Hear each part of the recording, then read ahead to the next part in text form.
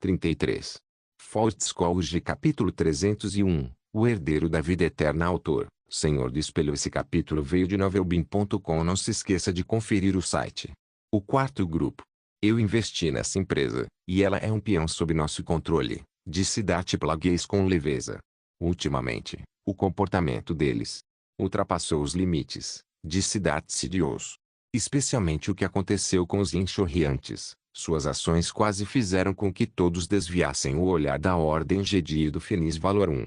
Sua imprudência deve ser contida por. O quarto grupo é a manobra que eu planejei. Precisamos de certos meios para equilibrar os estaleiros de Kuat. O que precisamos é governar a galáxia com nossas próprias mãos, em vez de sermos manipulados por esses gigantes industriais. O senhor depositou expectativas excessivas no quarto grupo, meu senhor. Comparado com os pátios de Kuat, o quarto grupo não merece menção alguma. Além disso, a família Kuat também aderiu ao nosso plano, e o comportamento do quarto grupo pode influenciar as decisões da família Kuat. Isso não é algo com que você deva se preocupar. Cuide dos assuntos do Sol Negro e do planeta Naboo, e não me decepcione. Darth Plagueis acenou com a mão impacientemente. Obedeça, meu senhor. Desligando a comunicação, Darth Plagueis se virou para olhar para Tang Xiao, mas não disse nada. Tang Xiao ajoelhou-se apressadamente, curvou a cabeça e disse: Meu senhor, o quarto grupo tem sido muito ostentoso ultimamente. Vou pedir que mantenha um perfil discreto. É que eu realmente não quero perder algumas oportunidades. Meu senhor, por favor, me perdoe. Você ouviu o que eu disse agora há pouco. A força do quarto grupo também me beneficia. Pelo contrário, eu deveria me sentir muito aliviado em ver que você administrou bem a minha propriedade. Se você precisa se preocupar com o resultado de tudo, então não é digno de ser um Sith. Darth Plagueis golpeou com uma faca em suas palavras. Não se preocupe, meu senhor. O quarto grupo certamente se tornará cada vez mais forte. Tang Xiao respondeu sinceramente, e seu sorriso também era extremamente sombrio. Eu não vou desperdiçar nenhuma chance. Darth Plagueis assentiu aliviado e disse: Deixei você assistir hoje, apenas para que soubesse quem é meu outro aprendiz. Que tipo de pessoa ele é? Você, o que acha dele? Fico feliz que uma pessoa tão poderosa e sábia esteja sob a proteção do Senhor, respondeu Tang Xiao. Mesmo que ele soubesse da sua existência, ele o mataria imediatamente. Você diria isso? Disse Darth Plagueis friamente. Sou diferente dele. Eu sirvo somente ao Senhor, disse Tang Xiao respeitosamente. Ei! Darth Plagueis sorriu. Você está longe de ser tão forte quanto Sidious, mas eu não ensinei a verdadeira pesquisa. E você? Eu acredito que você me ajudará muito. É uma honra para mim, disse Tang Xiao. Darth Plagueis levou Tang Xiao para seu laboratório secreto. Então ergueu a mão e apontou levemente. A força pressionou o botão escondido lá dentro, e uma estante de livros oculta surgiu do chão. Este é o manuscrito da minha pesquisa sobre Midichlorians. Durante este período, você deve permanecer aqui e não sair. Os assuntos do grupo podem ser tratados remotamente. Leia isto com atenção e só então poderá me ajudar a concluir meu projeto de pesquisa, disse Darth Plagueis, apontando para a estante de livros. Tang Xiao aproximou-se e viu vários livros grossos na estante, incluindo A Ciência da Criação da Vida, A Influência dos Midichlorians, Vida Eterna, A Compressão da Força, A Filosofia da Vida, Uma Nova Descoberta da Força, Além da Morte, O Mundo Espiritual e o Caos, O Espírito dos Sith, Profecia dos Escolhidos e o Ápice do Caminho dos Sith. Ao ver os nomes desses manuscritos e o papel reforçado que havia sido folheado inúmeras vezes, Tang Xiao compreendeu que aquilo era realmente o que Darth Plagueis havia aprendido em toda a sua vida. Parece que Darth Plagueis realmente quer se defender de Darth Sidious, então ele quer treinar para ser capaz de conter e equilibrar Darth Sidious. Afinal, de acordo com o plano original, Darth Sidious atuaria na arena política da República Galáctica e seria o mais brilhante entre a dupla mestre-aluno. Mas o problema é que, dessa forma, Darth Sidious precisaria ocupar uma posição elevada, e Plagueis naturalmente temia que ele o traísse. E pelo que Plagueis acabou de dizer, Tang Xiao concluiu que o que ele realmente temia era a atitude da Kuat Driven Yards. Porque o plano original de Darth Plagueis era que ele controlasse os militares e Sidious controlasse a política, mas os estaleiros Kuat estão se aproximando demais de Sidious agora. Tang Xiao julgou que talvez essa suspeita tenha começado quando os estaleiros Kuat se retiraram da Federação Comercial e da União Tecnológica. Leiam estes manuscritos primeiro, anotem quaisquer dúvidas e perguntem-me quando eu voltar. Dat Plagueis terminou esta frase, virou-se e saiu. Estima-se que ele vai encontrar uma maneira de lidar com a situação. Tang Xiao também se conectou à comunicação e explicou separadamente a vários núcleos de poder da quarta civilização. Deixou que o barão Amutizemo, Francis Underwood, Daphne Clemente, Qijian e o professor Xi Jianjun encaminhassem os documentos que tinham em mãos, um a um, e depois que Kunti, Niong Xiao, Big Boss e Uri Orlov explicassem tudo.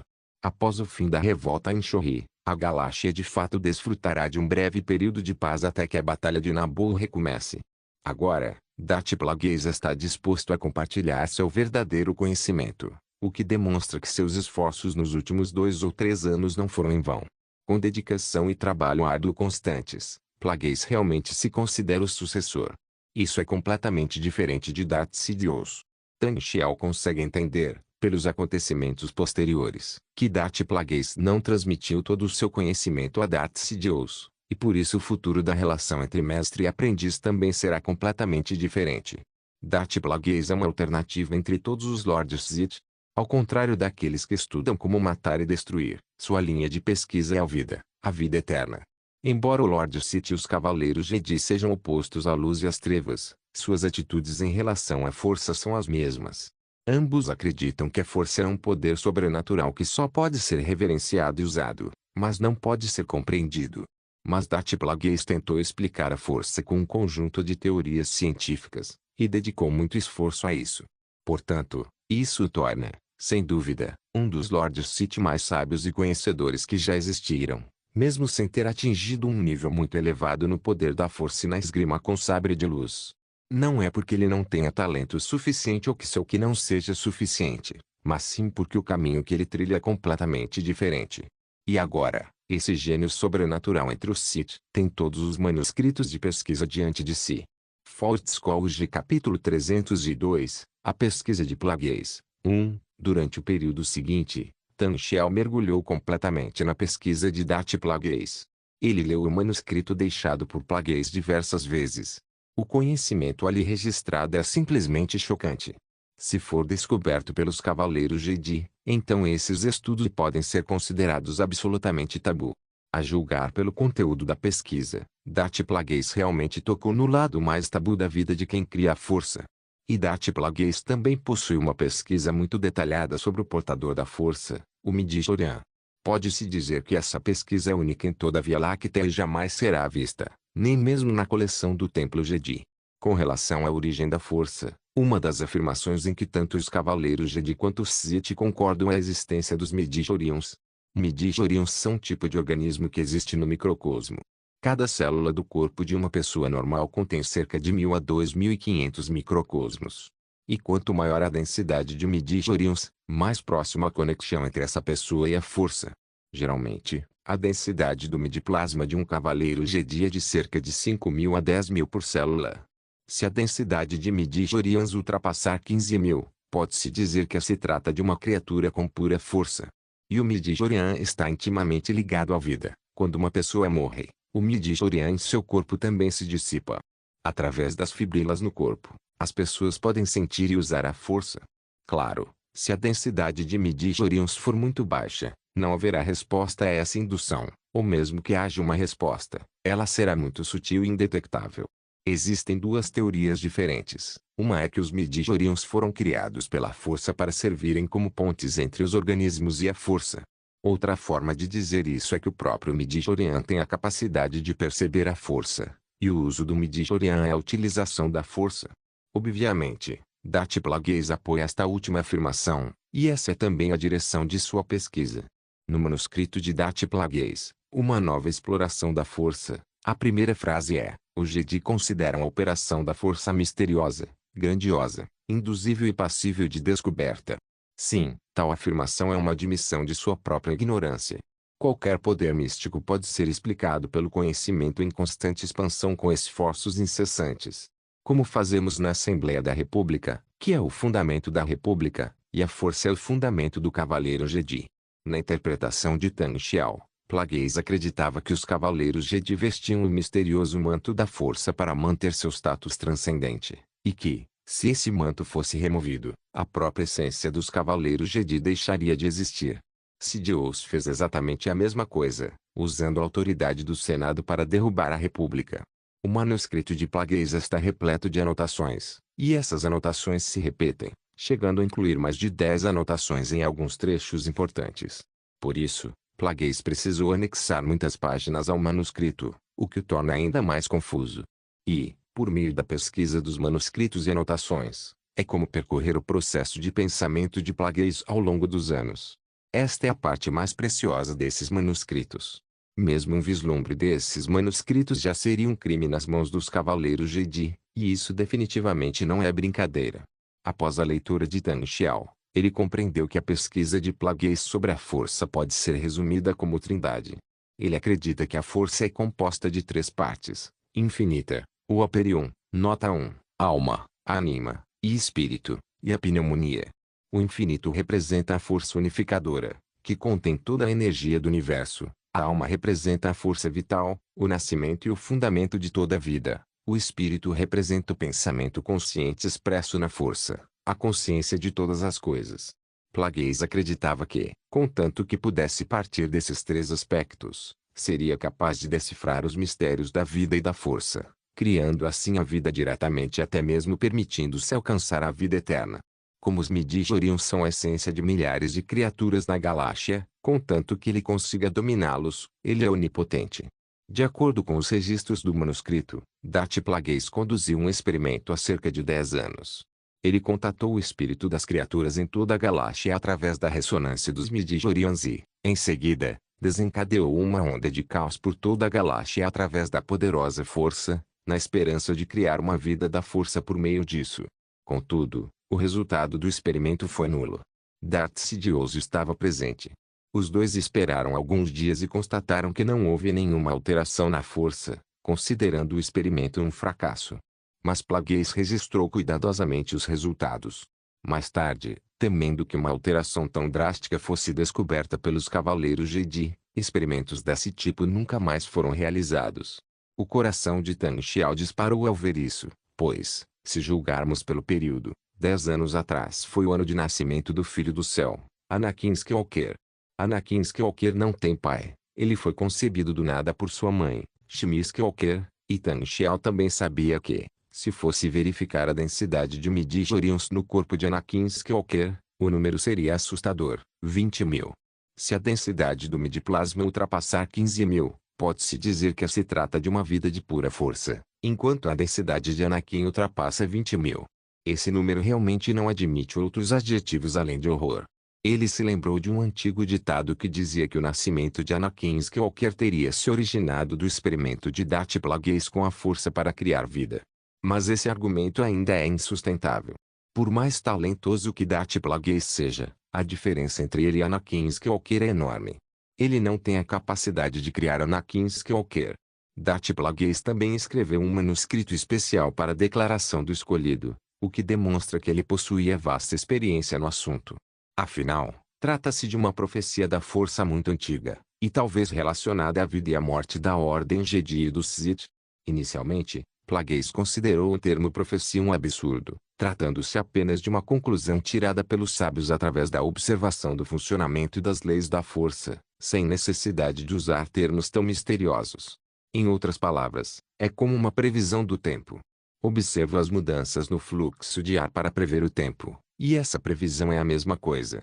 Plagueis acredita que, contanto que consiga controlar os midi-chlorians, o escolhido não passa de uma insignificante criatura. Nota 1. Aperion é uma palavra grega que significa ilimitado e infinito, ou seja, infinito. Aqui, agradeço especialmente ao meu amigo General Kalani pelo apoio e os soldados do Sul pelas ótimas respostas. Caso contrário, realmente não saberia como explicar isso. PS. Estes 2 capítulos são muito difíceis de escrever. Em relação ao conceito da força, tentei abordar o mínimo possível nos capítulos anteriores, pois temia que todos se sentissem confusos após a leitura, mas depois de 300 capítulos, acredito que todos já tenham algumas adaptações para este universo. Então, desta vez, Começarei explicando o que é a força sob a perspectiva de Darth Plagueis. Afinal, esse conjunto de teorias também constitui a base sólida do protagonista Tang Xiao no futuro, pois ele será o herdeiro ortodoxo de Darth Plagueis. Fortescue capítulo 303, a pesquisa de Plagueis, 2, e, a respeito dessa profecia, Darth Plagueis ressaltou enfaticamente que o escolhido poderia não ser aquele que salvou os Cavaleiros Jedi. A Ordem Jedi acreditava que a razão para o desequilíbrio da força se devia ao poder do lado sombrio.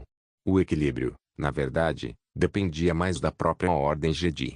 Ao perceber essa compreensão, Tang Xiao só pôde escrever uma palavra em seu coração. Porque, ao contrário dele como viajante do tempo que vê tudo da perspectiva de Deus, definitivamente não é fácil para Darth Plagueis, no jogo, julgar a questão do escolhido e da Ordem Jedi em um nível tão elevado. Pode-se até dizer que ele tem uma visão de longo prazo. Além disso, a principal linha de pesquisa de Darth Plagueis é como alcançar a ressurreição e a imortalidade manipulando os Midi-chlorians. Na verdade, ele já conseguiu ressuscitar pessoas que acabaram de morrer, o que é uma técnica realmente assustadora. O esqueleto ensanguentado que Tang Xiao viu no altar era de outro subordinado de Darth Plagueis, Darth Venomiz. Este último viera em busca de vingança contra Darth Plagueis por ter matado seu mestre. Após ser derrotado por Plagueis, ele foi tratado como cobaia em experimentos. Ao longo de mais de 10 anos, Darth Venomiz foi morto e ressuscitado incessantemente, inúmeras vezes, e também forneceu dados preciosos para a pesquisa de Darth Plagueis. Aliás, quando Tang Xiao estava meditando no altar, devido ao seu poder da morte, o último resquício da consciência de Darth Venomiz também foi absorvido, podendo-se dizer que ele foi verdadeiramente extinto. Por meio do estudo de Venomiz, Darth Plagueis deu um grande passo adiante no estudo da força da vida, e o próprio Venomiz também era um poderoso usuário da força. Plagueis também estava experimentando com o tema da transferência de Midi-chlorians. Por exemplo, ele descobriu que se o sangue rico em fibroblastos de Venomiz fosse removido e substituído por sangue humano comum, Venomiz perderia grande parte da capacidade de usar a força e morreria. Então, neste momento, seu sangue anterior foi substituído e sua habilidade foi restaurada. Mas o problema é que, se o sangue de outra pessoa sensível à força for substituído, isso produzirá uma enorme reação de rejeição. Mesmo que o tipo sanguíneo seja o mesmo, o resultado ainda será a morte do sujeito do teste. Dessa forma, Darth Venomiz morreu e ressuscitou, tornando-se uma ferramenta miserável. Felizmente, seu título de Darth não foi reconhecido, caso contrário, ele seria coroado pior Sith da história. Mas a pesquisa de Darth Plagueis nessa área não parou, pois envolve a tecnologia mais terrível, cruel e tabu entre os Sith, a técnica de transferência de essência. Essa tecnologia permite transferir a força e o poder de uma pessoa para um novo corpo através do lado sombrio da força, alcançando assim a imortalidade. Essa tecnologia era uma habilidade aterradora criada há milhares de anos por Darth Anderdu, conhecido como o Deus Rei Imortal de Prakit. Darth Plagueis, por outro lado, é obcecado por essa tecnologia perdida, que ele vê como um caminho para alcançar a imortalidade. Contudo, o paradeiro da memória holográfica de Darth Anderdu é desconhecido. Darth Plagueis só pode continuar estudando nessa direção, mas não obteve sucesso. Ele chegou a pedir ajuda de Darth Sidious na pesquisa, mas ainda assim não houve resultados, e então teve que se retirar porque Sidious estava ocupado lidando com a conspiração do Senado Galáctico. Ao ver isso, Tang Xiao sorriu friamente. Segundo seu entendimento da trama, embora Darth Sidious tivesse desistido do experimento, ele ainda era obcecado por essa técnica de transferência de essência, tabu até mesmo entre os Sith, e criou um grande número de clones para si mesmo a fim de alcançar a vida eterna. O problema é que os resultados de coisas mal feitas assim geralmente não são muito bons. Essa tecnologia até faz o coração de Tang Xiao palpitar, porque se pudesse ser concretizada, ele não só teria vida eterna, como também um corpo perfeito. Seja o formato do corpo, a aparência ou até mesmo a densidade de midi-chlorians no corpo, tudo poderia ser personalizado. Presumivelmente, Darth Plagueis também planejou dessa forma. Ele estudou a criação da vida manipulando os midi-chlorians, apenas para criar um corpo perfeito para si mesmo. Mas sobre isso, Tang Xiao sabe algo. Pelo menos ele sabe que, embora o corpo de Darth Anderdu já tenha morrido há muito tempo, sua alma não se dissipou e sua memória holográfica ainda está lá. Mas, pelo menos por enquanto, Tang Xiao não se atrevia a procurá-lo. porque seu próprio poder é muito sensível. O poder da morte, que bem poderia fazê-lo confrontar os espíritos daqueles antigos e poderosos Lords Sith. Ele não quer morrer ainda.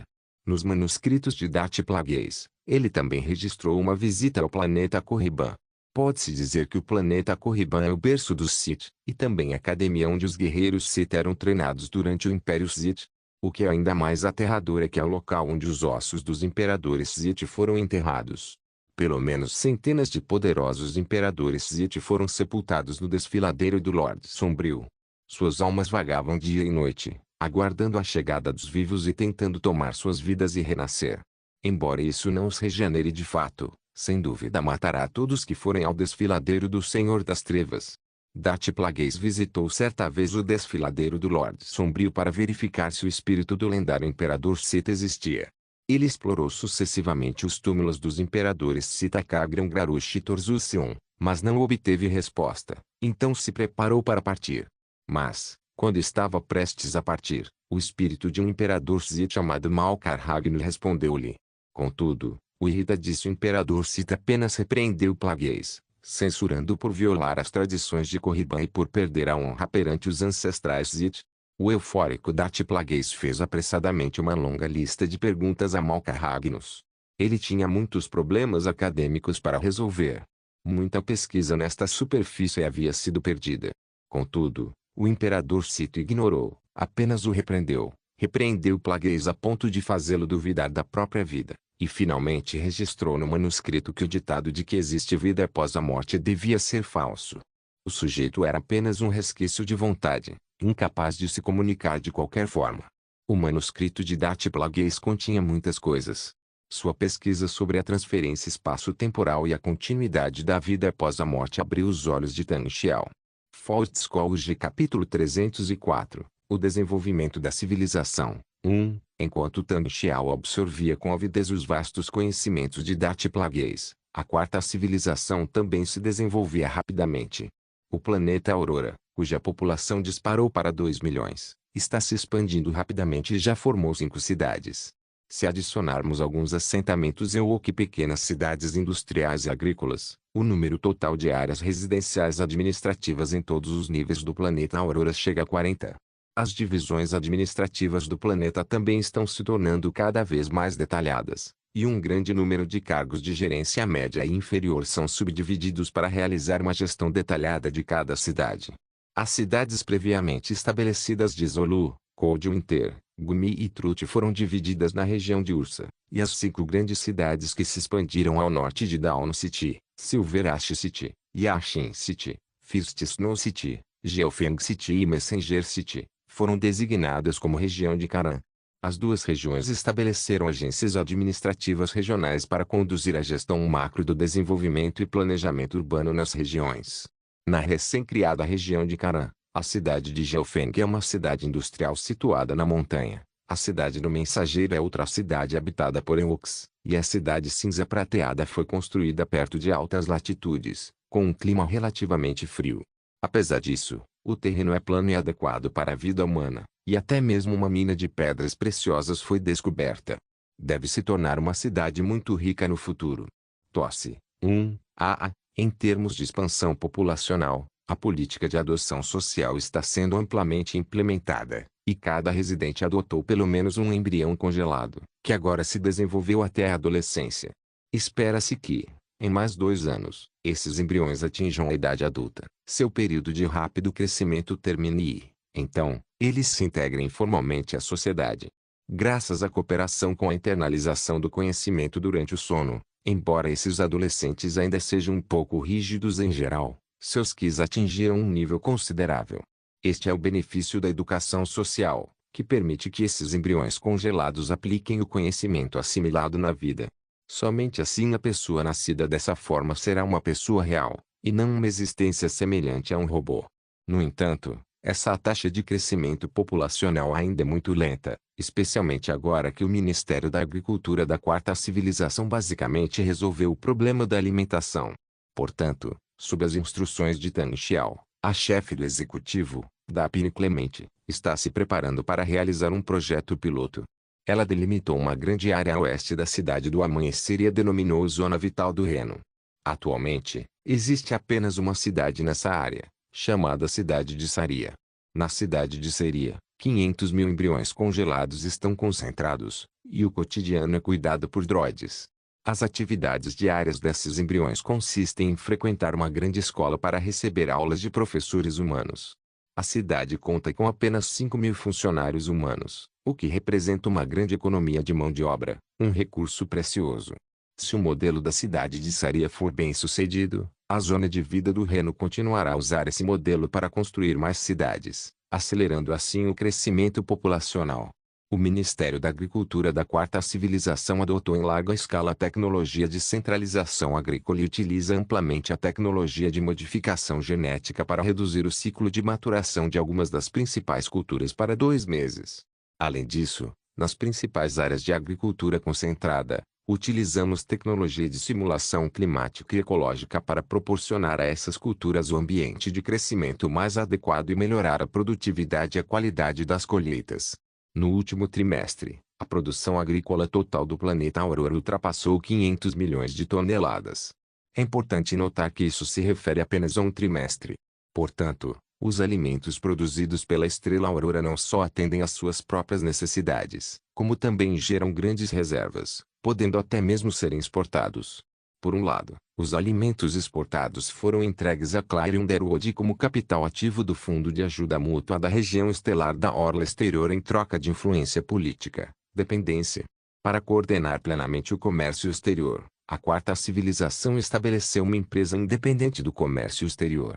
Essa empresa desvinculará ainda mais a Quarta Civilização do Quarto Grupo, permitindo que o Quarto Grupo se movimente com maior liberdade no futuro. Ao mesmo tempo, a empresa de comércio exterior também realizará planejamento detalhado e investimentos nas atividades de comércio exterior da Quarta Civilização.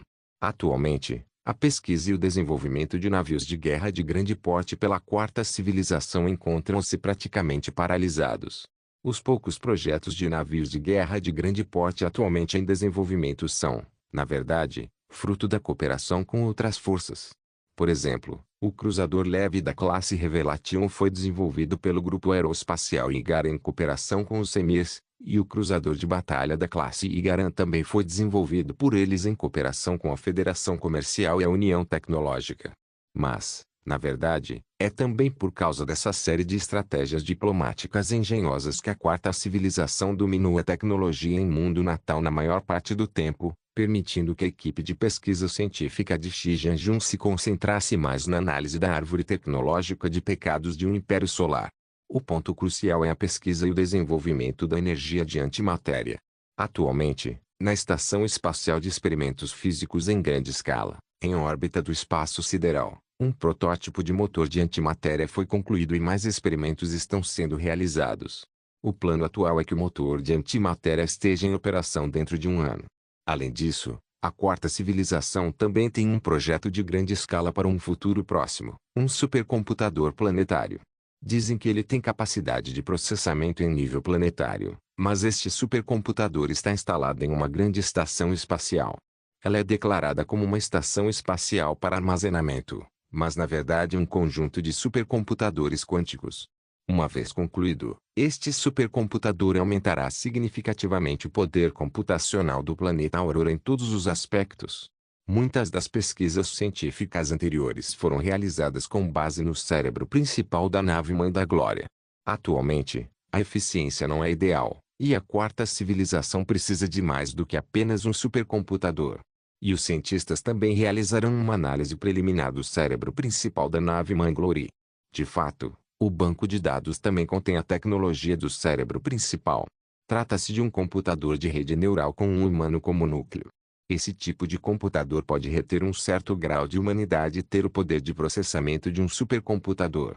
Comparado a um computador quântico, ele é, na verdade, um computador mais humano ou mais rápido, o que representa a alternativa entre os dois. Em um plano de longo prazo, esse tipo de supercomputador de rede neural pode ser programado para funcionar como uma IA de gestão, auxiliando na administração de diversos setores. Como possui alguns elementos da natureza humana, a gestão nessa área será mais adequada. Em contrapartida, Os computadores quânticos são mais adequados para a computação científica. E agora, a rede global de energia no planeta Aurora foi construída preliminarmente, e a tecnologia para realizar a transmissão de energia sem fio de longa distância por meio de restrições de campo de força também foi concluída. Dessa forma, em qualquer canto de todo o planeta Aurora, a rede de energia de todo o planeta pode ser utilizada.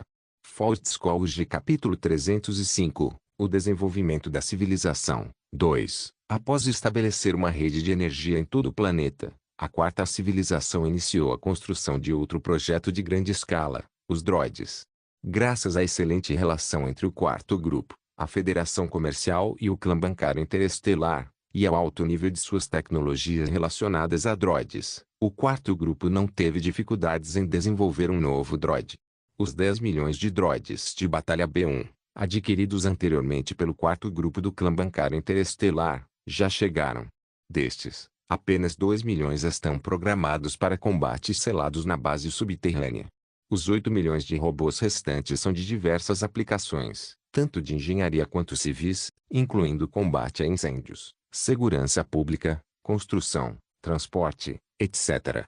Há até mesmo modelos babás, especialmente desenvolvidos para cuidar do desenvolvimento de embriões congelados. Graças a esses droides, a quarta civilização conseguiu construir 5 grandes cidades e mais de 20 pequenas vilas em pouco mais de um ano. Devemos ter em mente que, mesmo com o uso generalizado de VCS, veículos de construção subterrâneos, nas equipes de construção da quarta civilização, uma construção dessa magnitude ainda está além de nossas capacidades. No entanto, o Departamento de Pesquisa Científica da Quarta Civilização não parou por causa disso. Primeiramente, realizaram uma série de transformações no droide B1, começando pela modificação da programação desde o início para que pudessem controlar VSCs, veículos de controle superdimensionados, e, em seguida, otimizando ainda mais o algoritmo inteligente do droide B1. Posteriormente, a quarta civilização criou um departamento separado dedicado à pesquisa de droides inteligentes, e esse departamento imediatamente lançou um projeto misterioso sob a liderança de 2 cientistas renomados. Ninguém sabe do que se trata esse projeto, mas provavelmente está relacionado a droides. O nome do projeto: Projeto G. Após 6 meses de pesquisa, a equipe do projeto chegou ao primeiro resultado, que foi aplicado ao droide B1 no planeta Aurora. Essa tecnologia, chamada rede sináptica, foi baseada na qual a quarta civilização começou a construir um grande edifício chamado nó sináptico. Após a conclusão, todos os droides B1 enviarão seus cálculos para os nós sinápticos para compartilhamento de dados. Quando houver um cálculo que não possa ser concluído por um único droide B1, outros recursos de computação estarão disponíveis através dos nós sinápticos. O droide B1 ocioso se junta ao cálculo para ajudar a unidade individual a concluí-lo. Dessa forma, os droides B1 em todo o planeta Dawn poderão maximizar suas habilidades, aliviando assim a situação em que os droides B1 frequentemente parecem fofos devido à insuficiência de poder computacional. Além disso, a pesquisa científica em física fundamental também apresentou avanços. Com base nas armas de laser azul, o Departamento de Energia liderado por Guanyan desenvolveu ainda mais as armas de laser ultravioleta. Essa arma de laser possui um comprimento de onda menor que o dos lasers azuis, portanto sua energia é mais concentrada e mais destrutiva. Após o desenvolvimento dos lasers ultravioleta, embora o poder destrutivo das armas a laser da quarta civilização ainda esteja muito aquém do das armas de plasma, elas são muito mais versáteis, pois não precisam reabastecer o gás de plasma e irradiam diretamente a velocidade da luz. São ótimas como armas de defesa pontual. No campo da ciência dos materiais, os cientistas aplicaram com sucesso nanomateriais.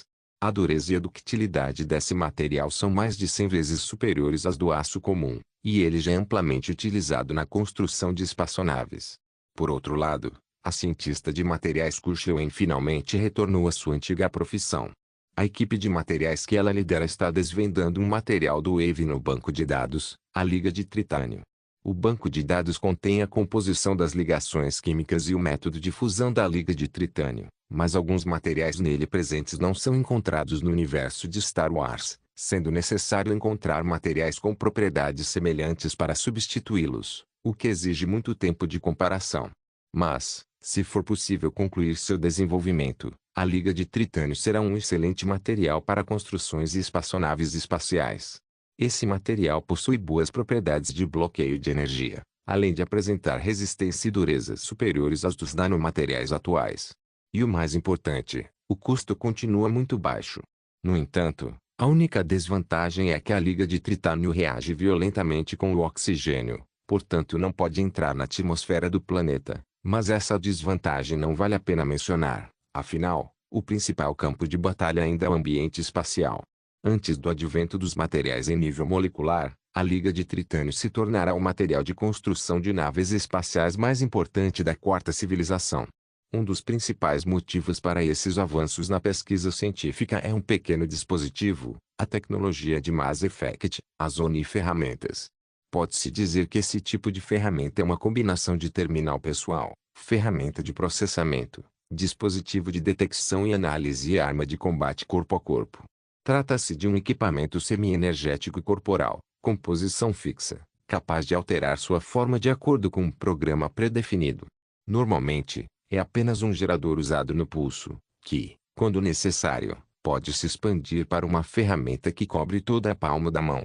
Com a ajuda de ferramentas universais, cientistas e técnicos podem facilmente realizar funções de consulta de dados, trabalho em rede e processamento de peças. Pode até ser usado como arma de combate corpo a corpo ou desdobrado em um escudo quando necessário. Em resumo, este dispositivo possui todas as funções que você possa imaginar.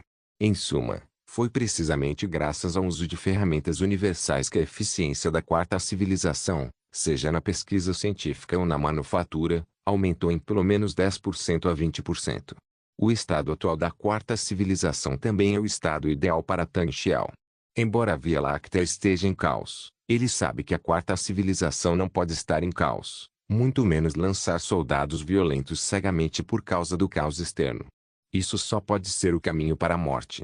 Porque ele sabia que a maior diferença entre ele e a República Galáctica não era a tecnologia, mas sim o tamanho. Para ser franco, tratava-se de população, produção de recursos, capacidade de produção industrial e assim por diante. Nesse momento, o uso da força militar não só seria inútil para diminuir a diferença de poder entre os dois lados, como também atrasaria o próprio desenvolvimento. Por isso, Tan Xiao proibiu estritamente o desenvolvimento de grandes naves espaciais. Mas, mesmo assim, isso não significa que a expansão militar da quarta civilização tenha parado completamente.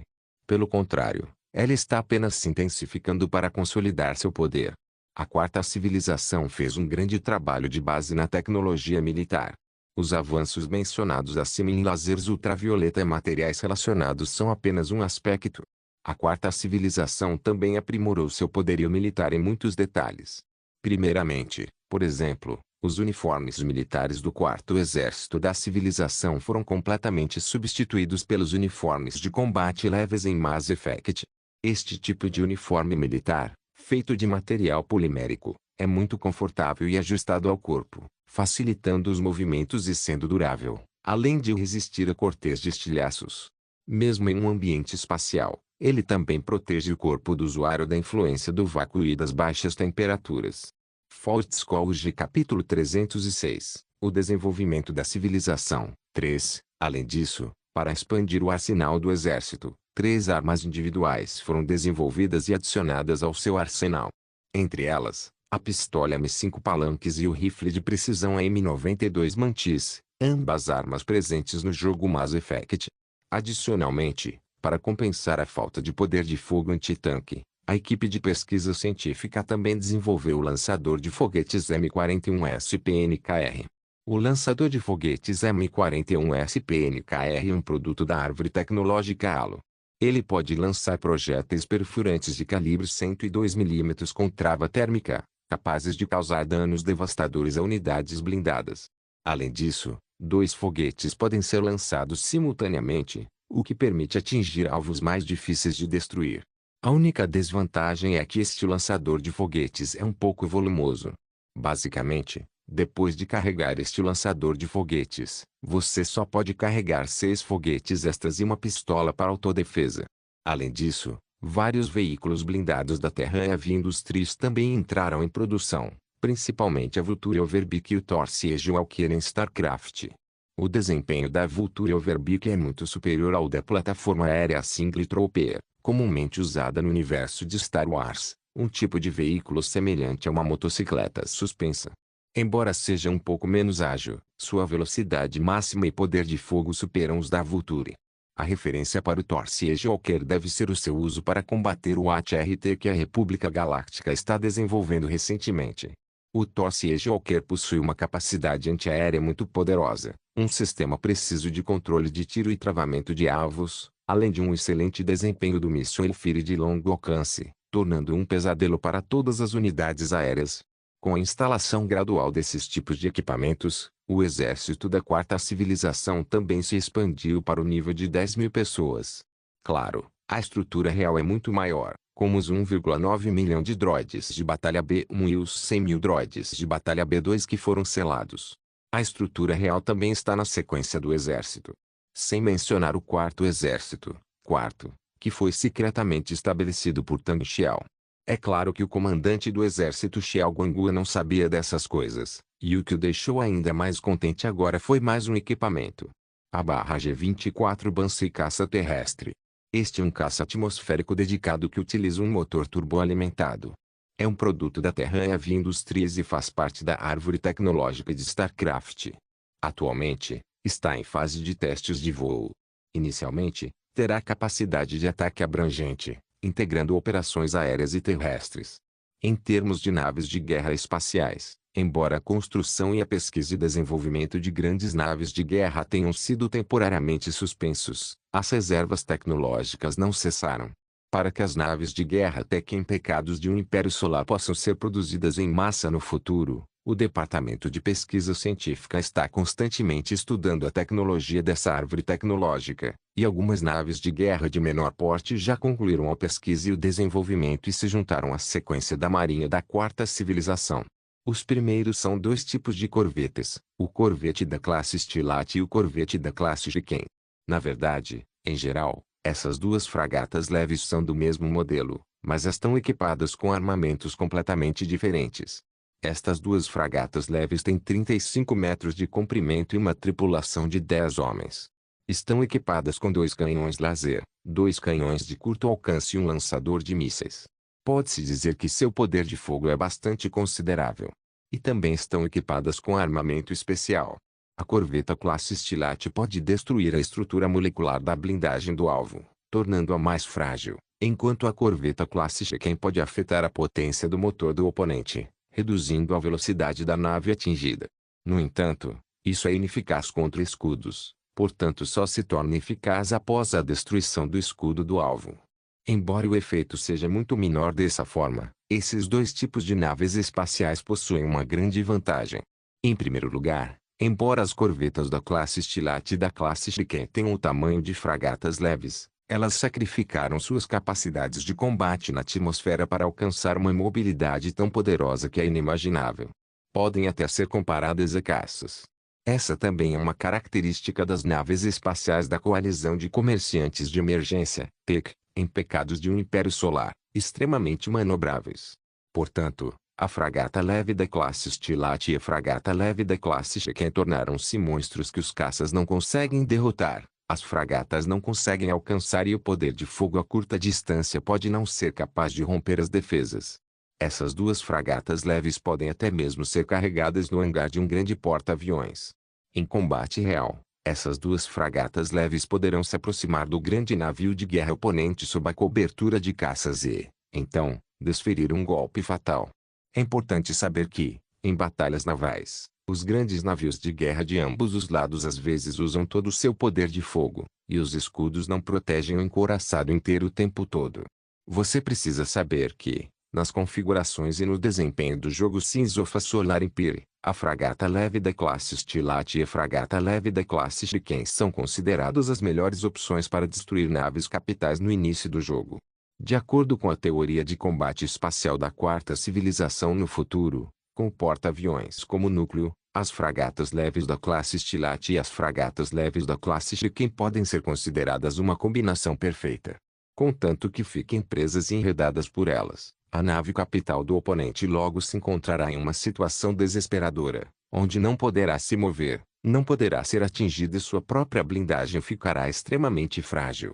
Pode-se dizer que, se o atual inimigo imaginário, a República Galáctica, continuar a usar o destroyer estelar da classe Venator para lutar em formação de um só braço, seguindo seus hábitos anteriores, então as fragatas leves da classe Stilate e as fragatas leves da classe Sheken poderão realmente ensinar-lhes como se comportar.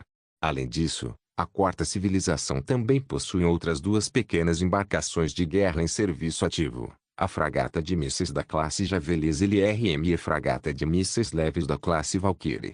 A fragata de mísseis Javelin da classe LRM também é uma nave espacial da Tekken Pecados de um Império Solar. Esta fragata de mísseis pesada tem 65 metros de comprimento e uma tripulação de 20 pessoas. Seu principal equipamento não se limita a um canhão laser para autodefesa, mas também inclui dois grandes lançadores de mísseis de longo alcance. O Departamento de Pesquisa Científica da Quarta Civilização também instalou poderosos mísseis de fusão nuclear na fragata de mísseis da classe Javelin LRM. Não se trata apenas de uma ogiva nuclear, o motor deste míssil também é um motor de fusão nuclear fria. Isso faz com que a aceleração deste míssil atinja mais de 1000 G, e o alcance máximo ultrapasse 10 minutos-luz. É claro que, a essa distância, não há praticamente nenhuma ameaça, e ele será facilmente interceptado. Este tipo de fragata de mísseis guiados pesados também é uma destruidora de naves capitais. Os poderosos mísseis de fusão nuclear realizam disparos de saturação. Durante as guerras clônicas, a nave capital da República Galáctica, o destroyer estelar da classe Venator, não conseguiu resistir a eles. A fragata de mísseis leves classe Valkyrie é um produto de StarCraft, uma pequena nave de guerra com 33 metros de comprimento e 13 metros de altura. Essa nave, porém, é capaz de entrar na atmosfera para combater e, aliada ao poderoso alcance de fogo dos mísseis Al-Washer, torna-se eficaz tanto contra formações de caças inimigas quanto contra grupos de aeronaves terrestres. Contudo, as vantagens e desvantagens dessas duas fragatas de mísseis são bastante óbvias. A fragata de mísseis da classe Javelin LRM é lenta, e sua blindagem e escudo são muito finos. A fragata de mísseis leves da classe Valkyrie possui blindagem espessa, mas é mais lenta e, basicamente, é uma plataforma de poder de fogo pesada e desajeitada. As armas e equipamentos da quarta civilização são todos assim, com vantagens e desvantagens óbvias. Mas se várias armas cooperarem, explodirão com um poder aterrador. Essa também é a carta na manga de Tan Xiao para competir contra a Galáxia. Este capítulo contém muitos equipamentos, coloque duas peças primeiro e depois adicione as outras aos poucos. Forte Scourge capítulo 307. Rainha Amidala, o anel intermediário da galáxia, o planeta Naboo e a capital Theed. Num planeta belíssimo, numa cidade belíssima, uma cidade agora coberta por uma chuva de flores. Bandeiras coloridas tremulavam pela cidade, tambores e música ressoavam em uníssono, e inúmeros fogos de artifício iluminavam o céu com cores vibrantes. As pessoas saíram espontaneamente às ruas e espalharam pétalas de flores na rua principal da cidade de Theed. Elas aplaudiram ruidosamente, mostraram seus rostos, riram e gritaram juntas o mesmo nome. Rainha Amidala. Na avenida central, uma longa caravana de desfiles passava lentamente. À frente da caravana, uma linda jovem, como uma flor desabrochando, estava em pé no teto de um dos carros, rodeada de flores, exibindo sua beleza e inocência. Sorria e acenava para as pessoas ao redor. Desde que o antigo rei de Naboo, Ars Veruna, anunciou sua renúncia e desaparecimento, após 7 meses de preparativos e eleições, o planeta Naboo finalmente confirmou seu novo rei, ou a rainha Padmé Naberrie. Os respeitados anciãos pintaram pessoalmente Padmé Naberrie com uma maquiagem elaborada, representando a autoridade suprema, e depois colocaram uma coroa deslumbrante em sua cabeça, anunciando o nascimento da nova governante do planeta Naboo. Essa talentosa garota, de apenas 14 anos, possui uma reputação incomparável no coração do povo do planeta Naboo. Ela estudou direito desde cedo, ingressou na Assembleia Legislativa da cidade de Theed aos 8 anos, graduou-se em primeiro lugar 3 anos depois e tornou-se uma legisladora de pleno direito. Além disso, ela vem realizando diversas atividades de caridade e de ajuda humanitária a refugiados durante todo o ano e viajou por todas as áreas carentes do planeta Naboo por um longo período, levando apoio e conforto aos pobres que sofrem de fome devido ao governo insensato do rei Veruna. Padma estava determinada a entrar na política desde criança porque acredita que só se envolvendo na política pode ajudar mais pessoas. Por este motivo, não hesitou em separar-se do seu segundo amor e artista que amava profundamente, Ian Lago. Nota 1. O planeta Naboo adota um sistema de eleição de monarcas. Então, aos 13 anos, pouco antes do rei Ars Verona conspirar para assassinar Ego Damask II, a jovem da família Naberrie foi eleita princesa, e uma das candidatas ao trono era Amidala. E Padmé Naberrie é a princesa Amidala desde aquele dia. Após o rei Ars Verona deixar um rastro de destruição e anunciar sua renúncia, alguns esperam que Padmé Naberrie se candidate para eleger o rei e liderar o planeta Naboo rumo ao futuro. Inicialmente, Padmé Naberrie achava que suas qualificações ainda eram insuficientes para uma jovem e não desejava ser eleita a governante naquele momento.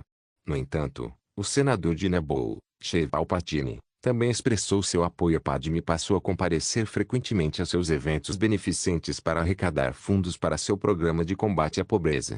E Palpatine também está insinuando que só ela pode salvar o planeta Naboo dessa situação desesperadora, o que fez Padmé finalmente tomar uma decisão. Não houve surpresas no resultado da eleição. Padmé Naberrie, que conquistou o apoio tanto de civis quanto de nobres, derrotou facilmente todos os concorrentes e foi eleita rainha do planeta Naboo. Após seu reinado como rainha, seu título também continuou, sendo ela chamada de Rainha Amidala. Portanto, seu nome deveria ser Padmé Naberrie, e seu título é Rainha Amidala. Esses dois são os títulos oficiais, e Padmé Amidala é apenas um nome comum que foi estabelecido por convenção. Após ser eleita rainha, Padmé imediatamente começou a cumprir sua promessa. Ela declarou que queria devolver o poder ao povo, e as ações perversas anteriores de Ars Verona também provaram que um reinado vitalício, limitado a 5 anos, poderia trazer resultados desastrosos para o planeta Naboo, com um máximo de um mandato consecutivo. E como a Rainha Amidala é a segunda rainha mais jovem da história do planeta Naboo, seu gabinete providenciou diversos meios para garantir sua segurança. Ao redor da Rainha Amidala, há um grupo de criadas, amigas que cresceram com Padmé Naberrie e foram treinadas para serem suas guarda-costas, espiãs e até mesmo amantes de seus inimigos políticos. E a própria Padmé também estava escondida no grupo de criadas, aparentando ser uma criada comum, mas aquela com maquiagem carregada, uma coroa na cabeça e um vestido elegante era sua substituta, uma criada chamada Sabado às vezes. Não importa o quão bondosa e nobre uma pessoa seja, quando se trata do nível de poder real, ela será manchada em certa medida. Depois disso, diante da situação de problemas internos e externos, a Rainha Amidala começou a tomar medidas difíceis, passo a passo. Primeiro, enviou emissários aos Gungans, na esperança de restabelecer as relações com eles, e prometeu não explorar excessivamente as minas de plasma no futuro, a fim de proteger o habitat dos Gungans. Então ela começou a negociar com a Federação Comercial, mantendo uma postura discreta, na esperança de que a Federação pudesse reconsiderar o tratado desigual assinado com o rei Ars Verona. A Rainha Amidala disse ao governador da Federação Comercial, Nut Gunray, que se o tratado desigual anterior continuasse, a base administrativa do planeta Naboo seria gravemente afetada, podendo até mesmo haver um conflito entre humanos e Gungans. Isso porque a população de Gungans que vivem na água em Naboo é mais que o dobro da população humana, chegando perto de 3 bilhões. Então, uma vez iniciada a guerra, ela estaria fora de controle. Caso se chegue a esse ponto, a própria Federação Comercial não poderá garantir a produção de minas de plasma. E se o tratado puder ser assinado novamente, o planeta Naboo está disposto a intensificar a cooperação com a Federação Comercial com base na igualdade e no benefício mútuo, a fim de estreitar ainda mais a relação bilateral. Mas no local da negociação, embora Sabe, que fingia ser a Rainha Amidala, falasse com seriedade e solenidade, seguindo suas próprias instruções, Padmé, que estava na multidão disfarçada de criada, ansiava desesperadamente por ver Nut sentado à sua frente. A expressão de Gunray tornou-se cada vez mais fria. A Federação Comercial não tem qualquer intenção de negociar. Após o término do primeiro dia de negociações, Nut Gunray disse simplesmente que os interesses da Federação Comercial no planeta Naboo não deveriam ser prejudicados de forma alguma. Em seguida, retirou-se e partiu, voando diretamente para os estaleiros Goldenis, onde riu e se divertiu com Gross Shelby, o representante do quarto grupo, enquanto analisava com entusiasmo os dados dos cruzadores de batalha. Embora Huniako, que ficou para trás para negociar em nome da Federação Comercial, fosse covarde e não ousasse proferir palavras duras como Nut Gunrai, sua posição ainda era extremamente firme. Se o planeta Naboo não conseguir elaborar uma nova cláusula que faça com que a renda da Federação Comercial seja pelo menos igual à do atual Tratado Desigual, então tudo continuará como sempre foi. Nota 1. Você leu certo. Antes de conhecer Anakin Skywalker, o escolhido, Padmé teve 2 relacionamentos, e ela se entregou à sua primeira vez em todos os sentidos, e naquela época ela tinha apenas 13 anos. Que alma leve! Que fera! Deixe-a ir e deixe-me fazer isso. Fortescue capítulo 308. Ensino e experimentos. O conteúdo deste capítulo pode causar desconforto a algumas pessoas. Planeta Munilinst, Ilha Abola, o laboratório secreto subterrâneo de Rego Damasco II. A nova rainha de Naboo foi eleita. Darth Plagueis manipulou a força para agir sobre um homem. Durante seus uivos de agonia, um tumor cresceu em seu corpo e, após algum tempo se contorcendo, um olho se abriu no tumor. Mas Plagueis parecia normal, apenas conversando com Tan Xiao. Aquela garotinha chamada Padme, não acho que ela tenha capacidade para liderar o planeta Naboo. Podemos aproveitar esta oportunidade para fazer com que aqueles tolos do planeta Naboo sintam na pele as estupidez das ações de seu antigo rei. Tan Xiao zombou. Tudo está planejado. Darth Sidious apoiará a Padmé como membro do planeta Naboo e, em seguida, permitirá que ela anule o acordo com a Federação Comercial. Ela precisa fazer isso, pois só assim conseguirá mais apoio do povo. Mas o problema é, uma vez que ela inicie essa negociação, dará a Nut Gunrai uma desculpa para fazer algo, disse Darth Plagueis. Mas, se não me engano, ela já iniciou as negociações, disse Tan Xiao com leveza.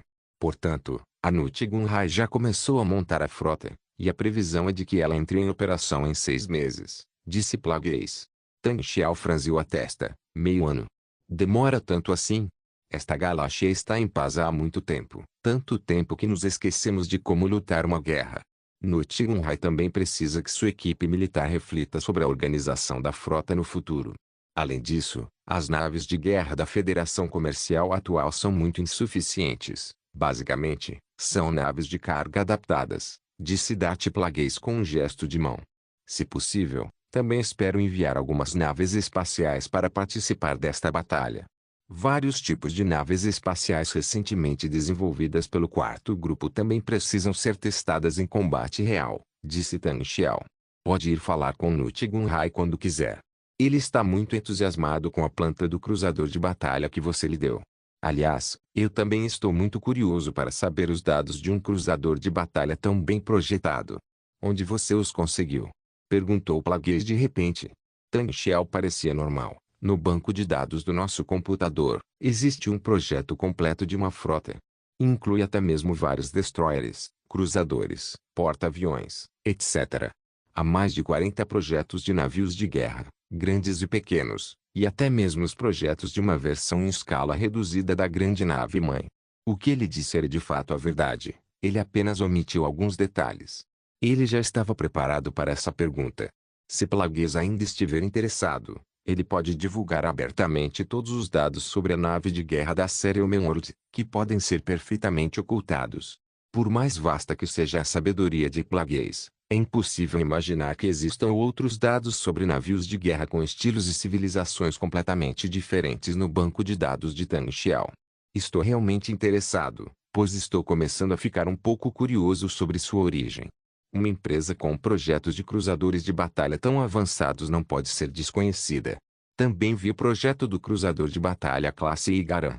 Não se trata de um mero teste. O projeto do cruzador de batalha ali descrito já foi testado em combate real. Portanto, acredito que a nave-mãe em que vocês estão pode não ser desta galáxia. Ao ouvir isso, Darth Plagueis sentiu vagamente os pensamentos de Tan Xiao.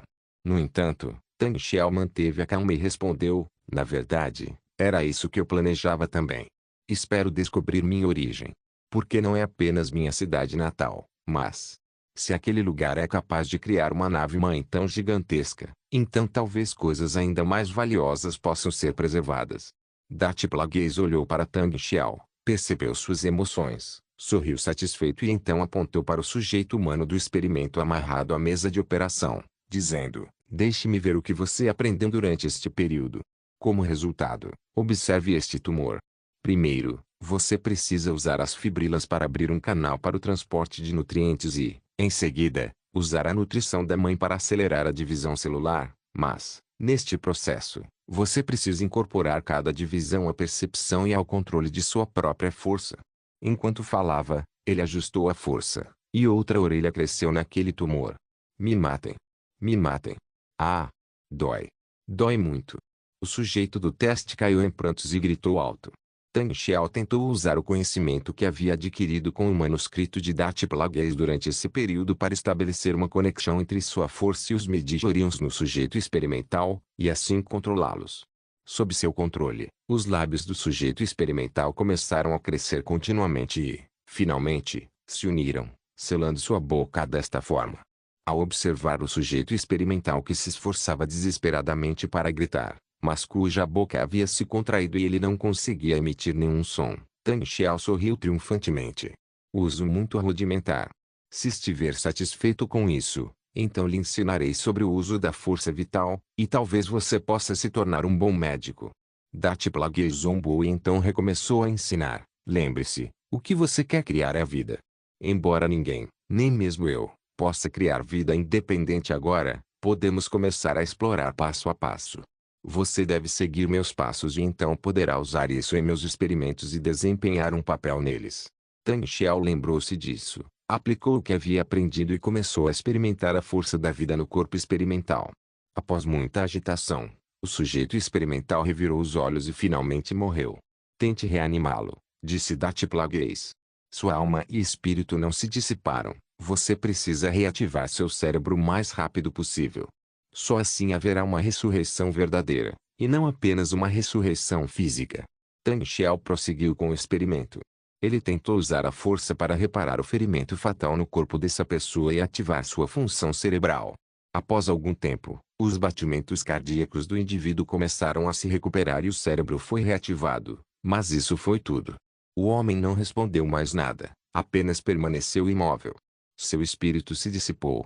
Dati Plagueis disse com leveza, 11.4D, destrua este corpo. Seu leal droide médico entrou, arrastou o corpo experimental para fora e encontrou um lugar para destruí-lo.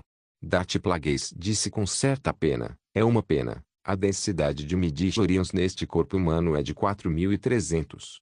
Seria ótimo se ele não tivesse sido descoberto pela Ordem Jedi quando criança. Como uma pessoa sensível à força, ele deveria ter sido contratado. Os soldados ainda faziam grandes coisas.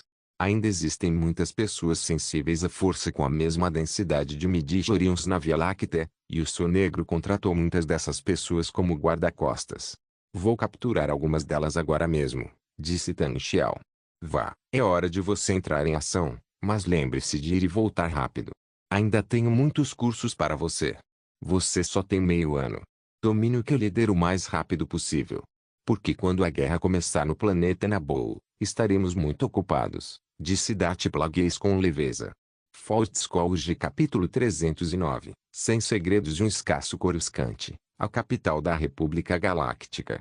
O que aconteceu e o que acontecerá agora na República Galáctica demonstra que esse regime decadente está prestes a chegar ao fim.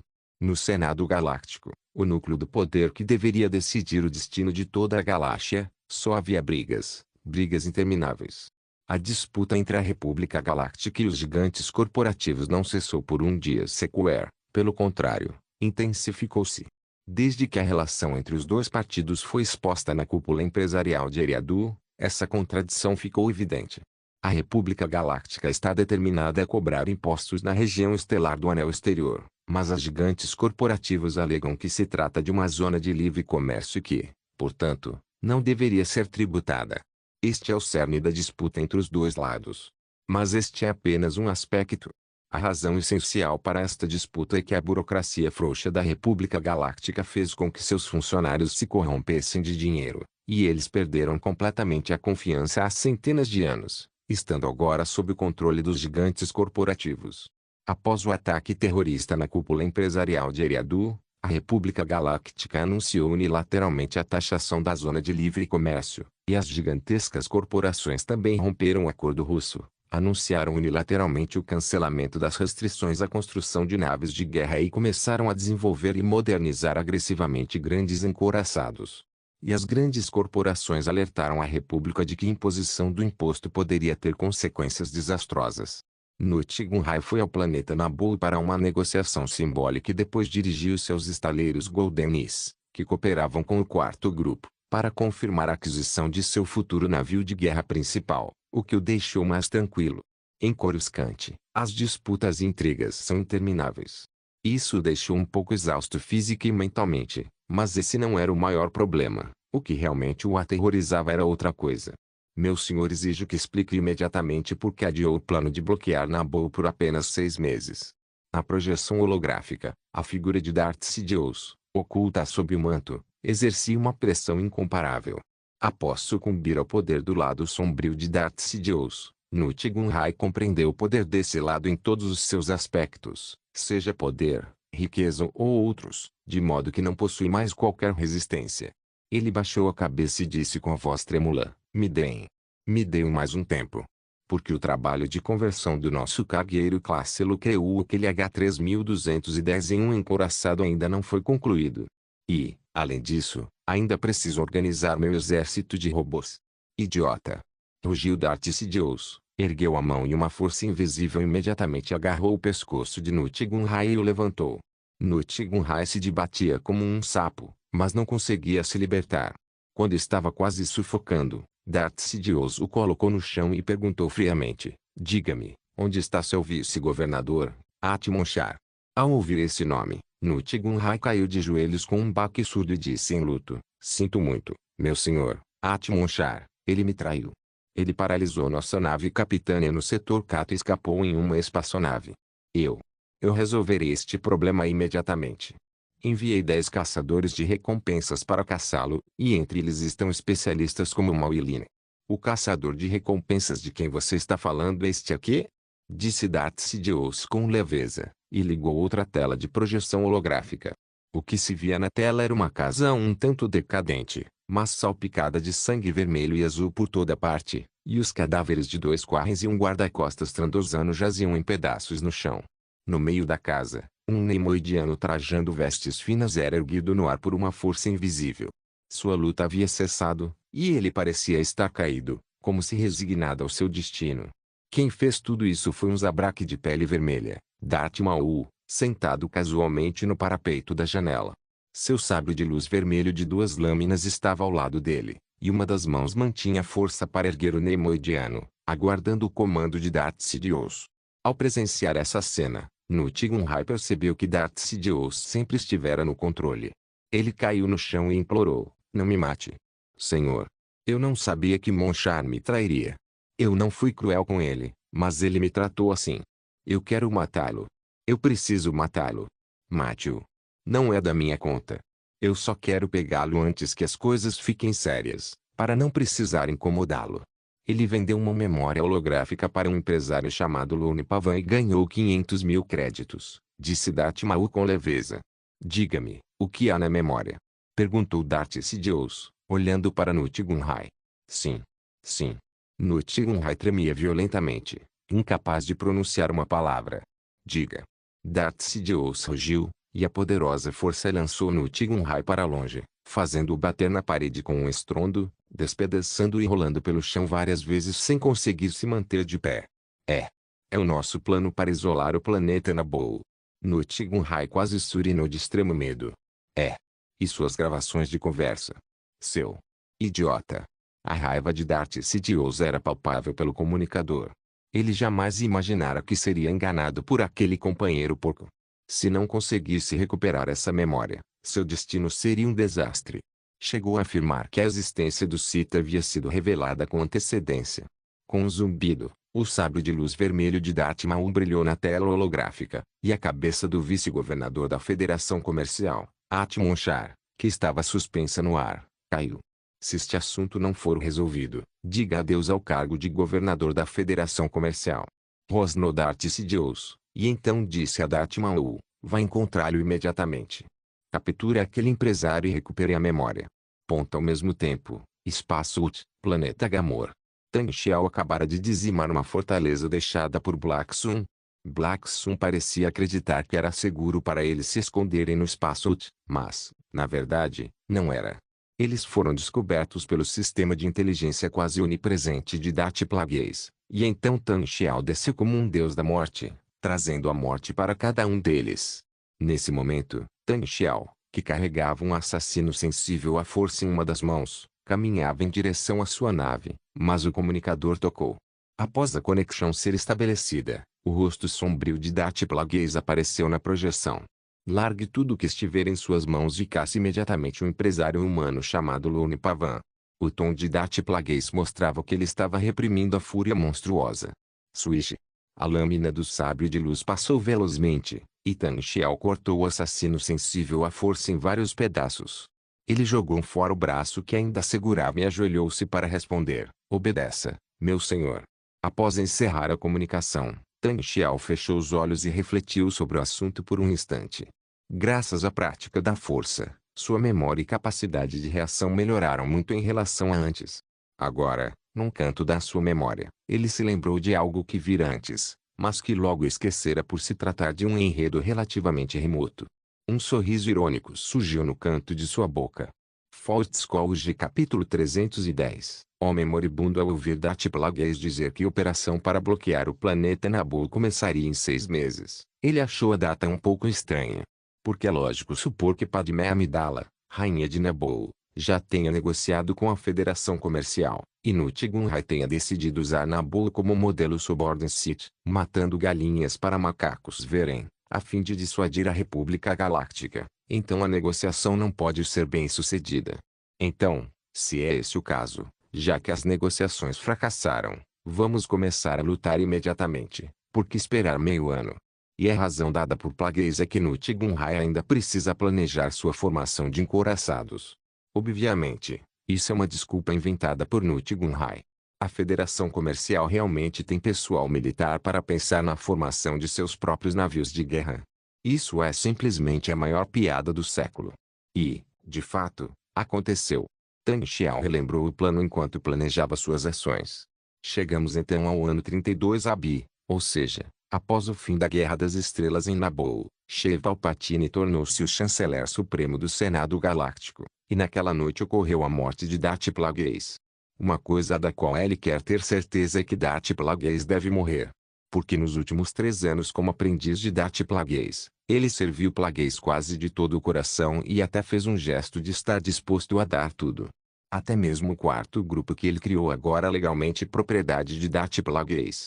Nesse caso, se Darth Plagueis não morrer, é óbvio que ele se tornará completamente seu vassalo nos próximos dias, sem si mesmo, sem pensamento, apenas uma ferramenta. Essa situação é absolutamente inaceitável. Para garantir que Darth Sidious matasse seu mestre Darth Plagueis, Tang Xiao também fez muitas coisas em segredo. Por exemplo, ele envolveu ativamente o quarto grupo em todos os motins planejados por Darth Plagueis e Darth Sidious, independentemente de Plagueis permitir ou não. De formas semelhantes aos motins de Inshori, Plagueis não tinha a intenção de deixar Tang Xiao participar, mas Tang Xiao tomou a iniciativa de participar e, de quebra, também conspirou para tomar os estaleiros de Goldenis. Fazer isso não só permite que o quarto grupo tire proveito dessa turbulência e obtenha melhores oportunidades de crescimento, como também faz com que a atividade do quarto grupo seja vista por outra pessoa. Darth Sidious. Tang Xiao compreende que foi secretamente cultivado por Darth Plagueis e usado como peão para controlar e equilibrar Darth Sidious, portanto, deve demonstrar constantemente seu valor. Agora, seu valor foi reconhecido por Darth Plagueis e, ao mesmo tempo, Darth Sidious também o percebeu. Do ponto de vista de Darth Sidious, ele só poderia pensar que o quarto grupo, uma empresa emergente que não está sob seu controle e com a qual nunca teve contato, mas que repetidamente se intrometeu em seus planos sem fazer alarde, é apenas um golpe baixo de Darth Plagueis. O próprio Lord se vivia em meio a conspirações e suspeitas. Darth Sidious percebeu que Plagueis estava secretamente cultivando poder e só conseguia pensar que Plagueis queria se vingar dele, tornando cada vez mais apreensivo como lidaria com Plagueis. Mas Darth Plagueis não conseguia explicar essa questão. Por um lado, o quarto grupo era sua carta na manga, e por outro, ele era o Lorde, Então naturalmente não se rebaixaria a explicar a seus aprendizes o que pretendia fazer. Dessa forma, quanto mais ativo o quarto grupo estiver, mais Sidious temerá Plagueis. E esse medo, combinado com sua intenção assassina original, tornará sua determinação em matar Plagueis ainda mais forte. E o mais maravilhoso é que tudo o que ele fez foi natural. Nem Sidious nem Plagueis suspeitariam que alguém estivesse semeando a discórdia. E agora, eis aqui outra chance. Uma oportunidade de semear a discórdia entre Sidious e Plagueis. A relação de mestre e aluno tão frágil, sem causar alarde. Espaço subterrâneo Coruscante, 1022 andares.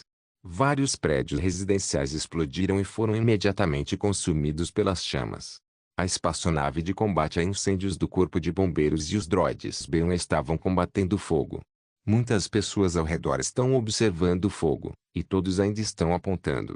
Num canto discreto, um homem humano na casa dos 40, acompanhado por um droide, observava o fogo atentamente.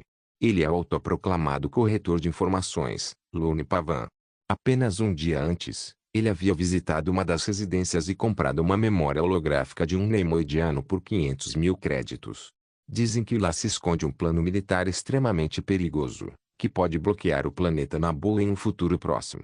O que é ainda mais assustador é que há evidências da existência de Sith na memória. Talvez muitos habitantes da República Galáctica tenham se esquecido do que é um Sith, mas ele é diferente. Ele sabe o que a palavra Sith significa.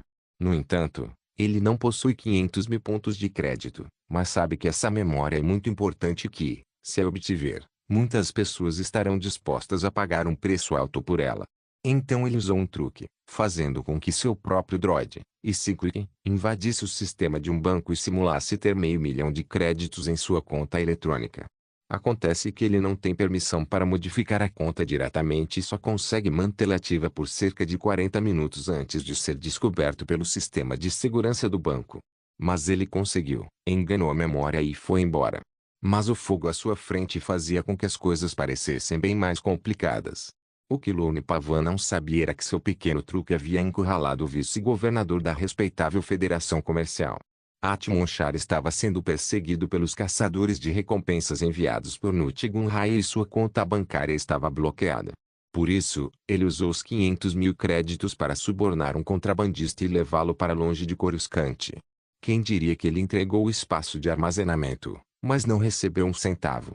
Tão desesperado que foi impedido por Darth Maul, ele acabou confessando tudo. As vítimas na casa em chamas foram retiradas uma a uma, e seus corpos estavam carbonizados a ponto de serem irreconhecíveis. Pelos comentários de algumas pessoas presentes, parece que mais de uma dúzia de caçadores de recompensas morreram lá dentro, além de vários funcionários da Federação Comercial.